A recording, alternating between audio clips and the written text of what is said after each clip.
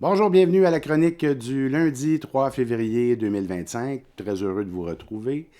Vous savez que ce matin, on va parler évidemment de cette histoire de tarifs douaniers.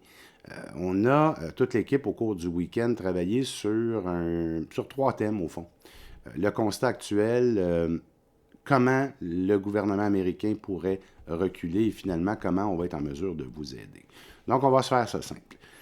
D'une part, quand on y va dans le constat, tout le monde le dit. Là, tous les économistes à travers la planète disent que ça n'a pas de bon sens. On devrait avoir une entente qui devrait exister, mais ce qui se passe actuellement va affecter tout le monde. Va affecter les Américains, va affecter le Canada, la Chine, le Mexique. À un moment donné, ça va probablement être aussi l'Europe. Mais on ne peut pas non plus faire fi de ça. Le vénérable Wall Street Journal a tapé sur le clou au cours des derniers jours en disant non, non, non, M. Trump, là, ce n'est pas une bonne idée de faire quelque chose de la sorte, mais finalement, c'est arrivé. Quand on arrive dans le constat, ça veut dire qu'il faut regarder les répercussions. Les répercussions, c'est quoi? C'est une augmentation de l'inflation. C'est une augmentation probablement qui va aller avec un ralentissement de l'économie qui va amener un taux de chômage qui va être plus élevé. Et ça va s'appliquer à tout le monde, là, pas juste au Canada, ça va s'appliquer aussi du côté des États-Unis. Et du côté des États-Unis, bien, les gens, là, quand ils vont voir à un certain moment donné que la Banque fédérale américaine ne peut pas baisser les taux d'intérêt parce qu'il y a de l'inflation, je vous rappelle que les taux d'intérêt aux États-Unis sont plus élevés qu'ici au Canada. Là. Donc, on ne peut pas parce qu'il y a de l'inflation, que les produits qu'ils vont acheter vont coûter plus cher, que l'essence va coûter plus cher, tout va coûter plus cher. À ce moment-là, ça peut être, je vous dirais, une carte très importante. Ça, c'est au point de vue du constat. C'est sûr qu'ici aussi, là, au pays, là, ça va nous toucher.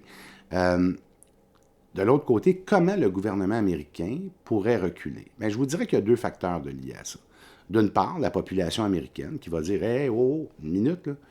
Tu nous avais dit qu'on aurait moins d'inflation, que les taux d'intérêt allaient baisser et qu'on aurait une meilleure qualité de vie. » Je vous rappelle au thème numéro 1, là, c'est pas ça qui peut arriver d'une façon économique et tous les économistes s'entendent là-dessus.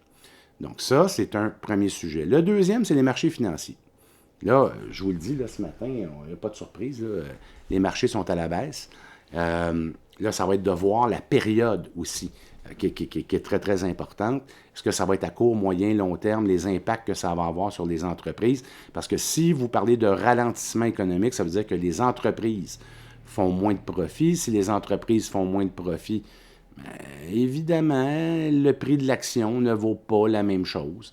Et c'est juste tout à fait normal. Donc, je vous dirais là que ça, c'est les marchés financiers et aussi la population américaine qui pourraient faire reculer le gouvernement américain. L'autre point, le troisième thème, moi, là, comme investisseur, comment je réagis? Qu'est-ce que je fais? Et là, je vais juste vous rappeler quelques crises. Pour les clients là, qui sont plus anciens, là, je vais vous parler des 25 dernières années.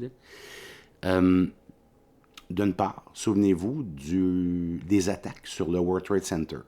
Oh, ça avait eu un impact négatif sur les marchés financiers. La crise financière, 2007-2008, oups, ça avait aussi eu un impact négatif. Et tout dernièrement, la pandémie. Quand vous mettez tout ça ensemble, il y a toujours la même recette qui existe pour les investisseurs. Et c'est sur ce que nous travaillons pour vous. Et comment on le fait? Bien, par trois choses. La première, êtes-vous dans votre bon profil d'investisseur? Ça, normalement, on peut faire un crochet, c'est assez facile. Deuxièmement, est-ce que vous avez de la qualité à l'intérieur de votre portefeuille? Ça aussi, c'est un crochet qui est assez simple. La troisième, qui est plus difficile, probablement pour vous, pas pour nous, c'est les émotions. Il faut mettre les émotions de côté et aussi se centrer sur est-ce que j'ai le point 1 et le point 2? Donc, est-ce que je suis dans le bon profil, d'une part, et de l'autre côté, est-ce que j'ai de la qualité dans mon portefeuille?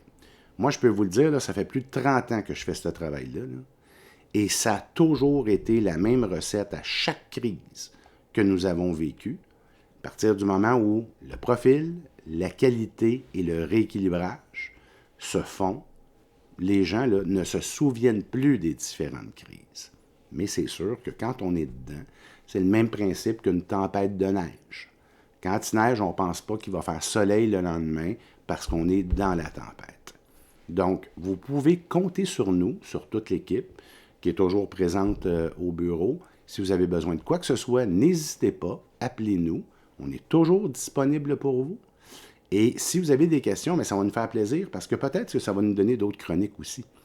Donc, à partir de là, je désire vous souhaiter une bonne journée. N'hésitez pas, appelez-nous et on se reparle très bientôt dès qu'il va y avoir des changements là, au point de vue des...